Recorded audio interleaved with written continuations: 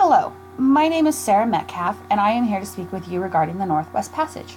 I have been hired as an environmental consultant to lend my expertise and experience to help decide what exactly is the best process for the ice melt and the utilization of this Northwest Passage. So first, let's go over an overview of this passage. The Northwest Passage has always been covered in ice. Until recently, this passage has been almost impossible to conquer, though many have tried. Decreased travel time for shipping and trade is what makes the ice melt in this passage so intriguing. The first trade ship and cruise ships have actually recently just completed their successful journeys through the passage. The first trade ship completed their journey in 2014, and the cruise ship actually late 2016, a successful journey. As commercialization through the Arctic Circle becomes more possible, the question of who should be granted sovereignty in the Northwest Passage still looms. And this is what I hope to provide some insight on. So the main environmental impacts of the opening of this passage, both positive and negative, are one, there's going to be overall less shipping time if we open this passage, which less shipping time means less greenhouse gas emission throughout the entire globe.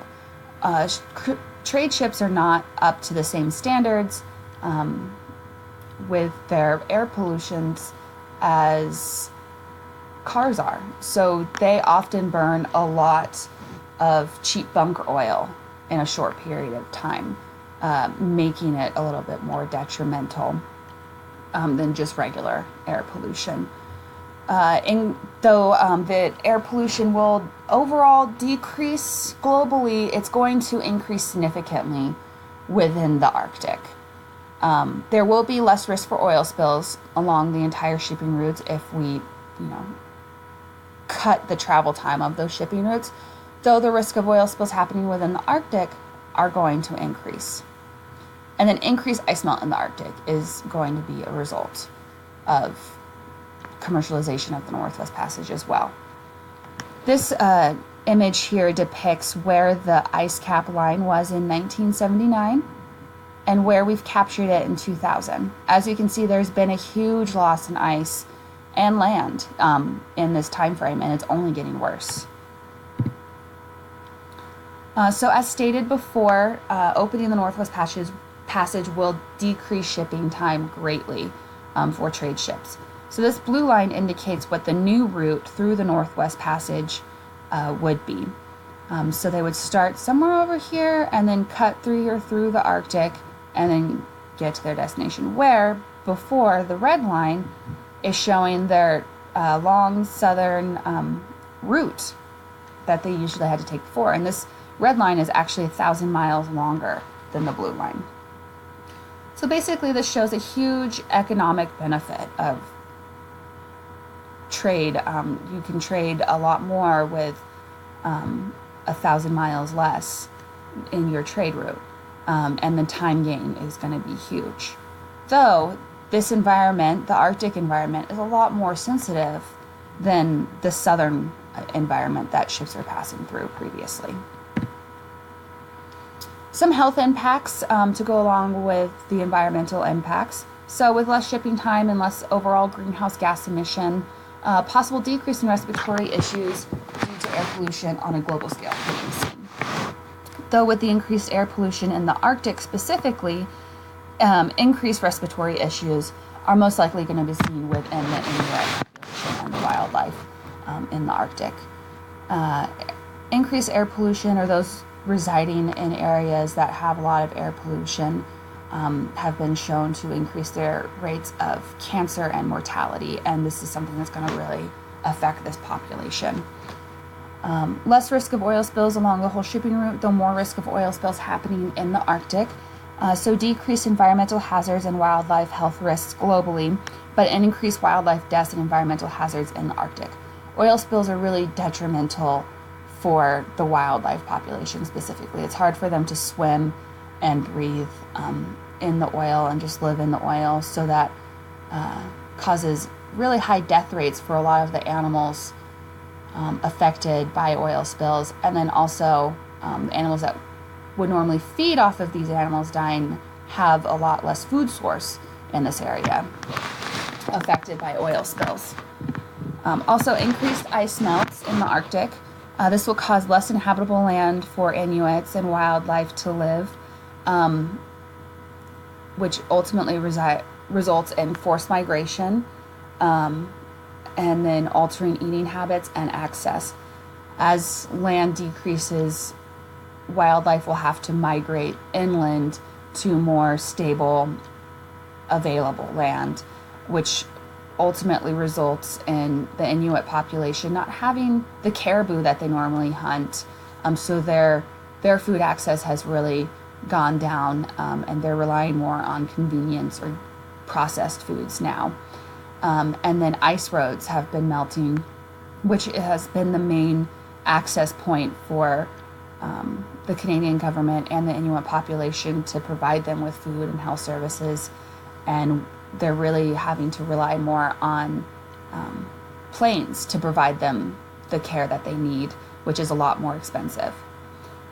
Increased risk of marine ecosystem being thrown off as ice melts increases, so does the safe havens and the ice that once protected marine life from predators. They're a lot more at risk of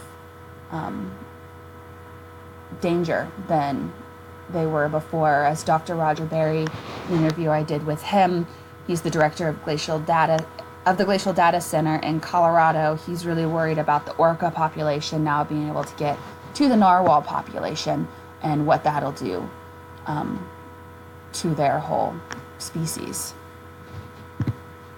So my recommendation, based off of all of the information that I've gathered, is to allow trading cruise ships to utilize the Northwest Passage. Grant Canada sovereignty of the passage.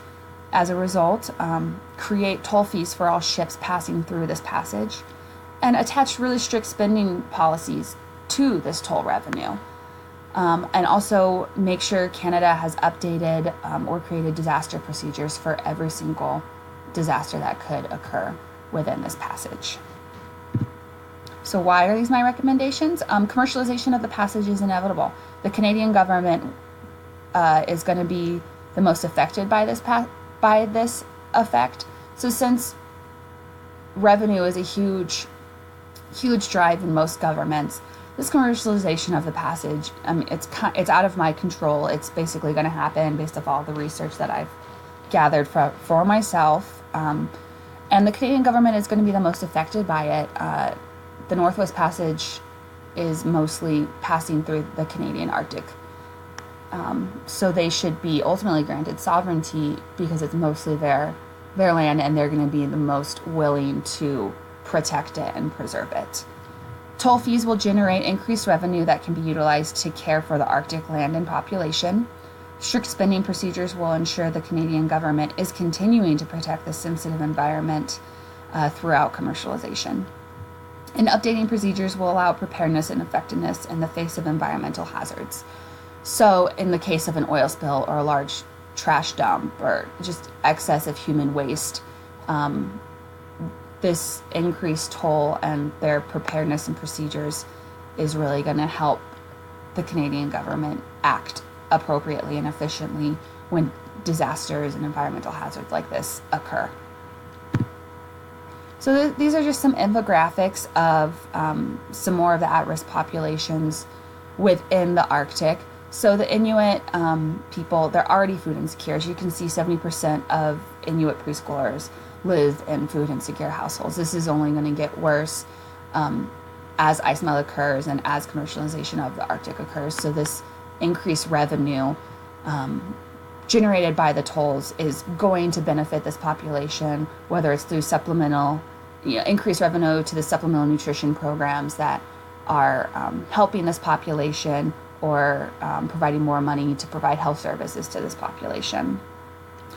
And as we can see, like I said before, Dr. Berry was really concerned about the narwhal population.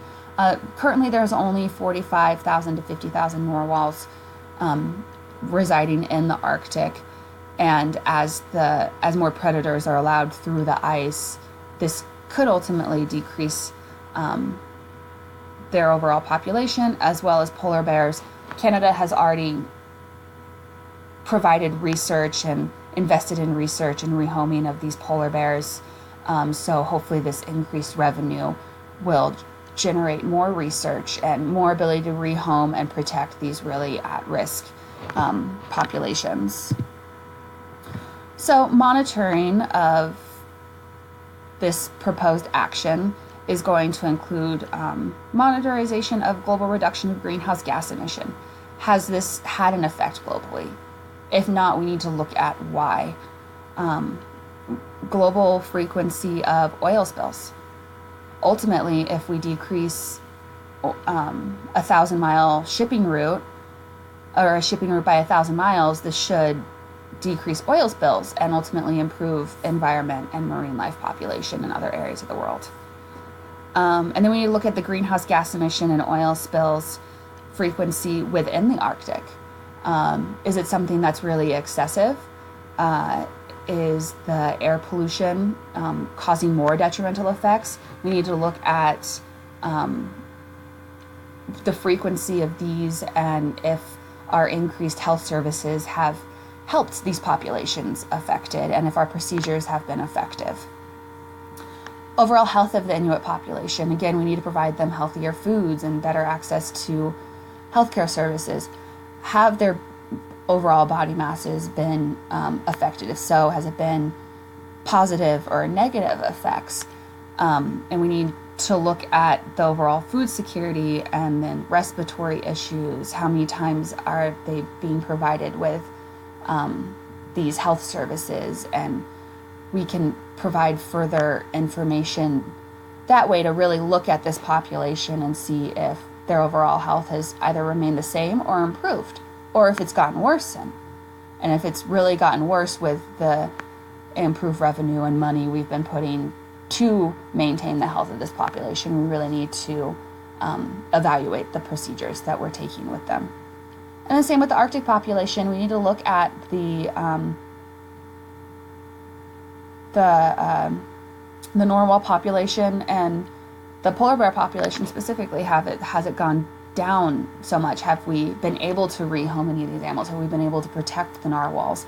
These are all things that we really need to look at. We can look at past wildlife data to compare and contrast these populations. I really thank you for you giving me the time today to speak with you and lend my expertise in this area, and I really hope all of these things I covered are considered. I did provide my contact information here. If there's anything that you would like me to elaborate on or any questions or concerns you have, I'm really happy to respond and to provide further discussion. Thank you so much for your time today.